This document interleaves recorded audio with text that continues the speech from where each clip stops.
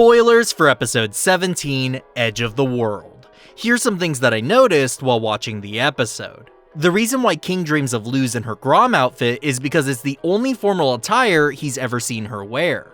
Hooty's wearing his bow tie even as the door swings open. There's just something about Luz and recalling what people said, because once again she misremembers what the collector said, but thankfully this time it's more accurate.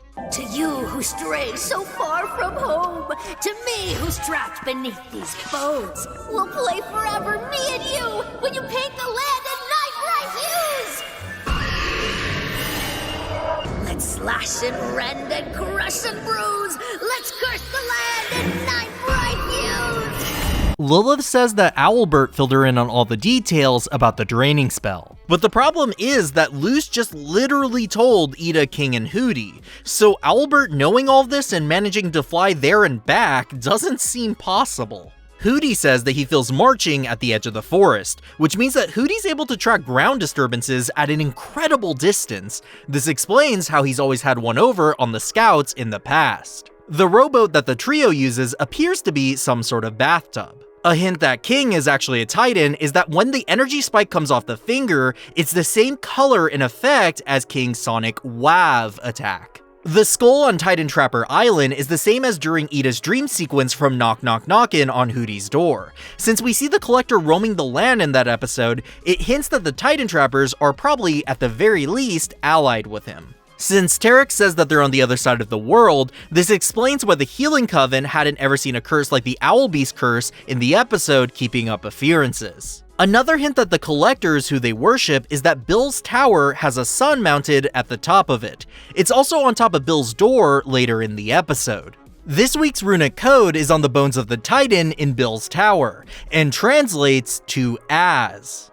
It appears that the realm of magic has its own solar system, and it isn't the same as the human realm either, because they seem to have multiple planets with water on it. Also, at the very top appears to be a waning crescent moon, which was the same moon phase as when the main trio left the Boiling Isles, so it may reflect the current phase. Hooty continues to make good decisions, because he's the one that suggested not to leave King alone with the hunters, and he also swallowed the letter from Knock Knock Knockin' on Hooty's door, which turned out to be a very good thing to do. Since King is actually a Titan and everyone is just dressed like one, this explains why King beats up Pinata that's kinda shaped like him. Judging by the silhouette, string pattern, and smiley face bauble on it, the tennis racket on the wall may be a reference to Anne's from Amphibia. Speaking of references in Amphibia, the spear that Luz pulls from the wall is a reference to Neon Genesis Evangelion. Amphibia also made a reference to that show this week, so each of the show's teams are definitely collaborating on these, like the Die Hard references from both of the show's premieres. The book that Bill is reading is a study of the Boiling Isles that was written by Flora Desplora. Bill only has one working eye, kind of ironic considering the Owl House's towing line with Gravity Falls. Bill's voice actor, Chris Hooting, helped create and also plays Cricket from Big City Greens. The tablet that King lights on fire is the same one from Elsewhere and Elsewhen, but somehow it's now split in half. What's up with the realm of magic and using this particular dagger to dismember or kill things? Speaking of so, this dagger is called a kris, and it's an Indonesian blade said to possess magical powers and therefore utilized as weapons and magical talisman. Although it was always implied, this episode is the first one to confirm that the Good Witch Azora books are about a normal girl living in another world. King's sorrow at the thought of Luz leaving from Separate Tides was played off as a joke back then, but here we now know that it's legitimately been a weight on King's mind. This changes the context of that scene. Belos looks really dumb right about now, because as it turns out, there's collections of witches all over the planet outside the Boiling Isles, so his Day of Unity plan would effectively only take out a continent, and then he'd be without an army to take out the rest of the world. Not to even mention those other planets that we saw in Bill's tower.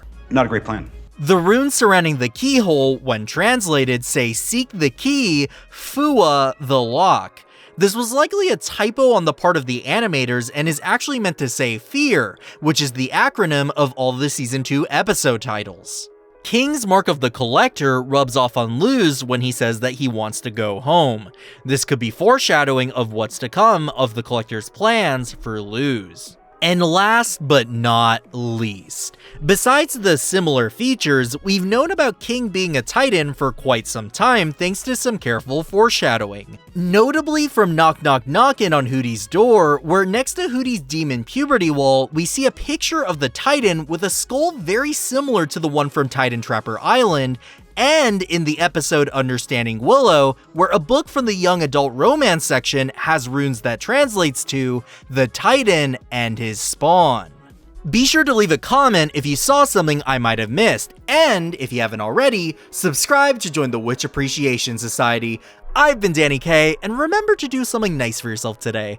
I'm looking forward to next week and running through these labyrinth of details with all of you.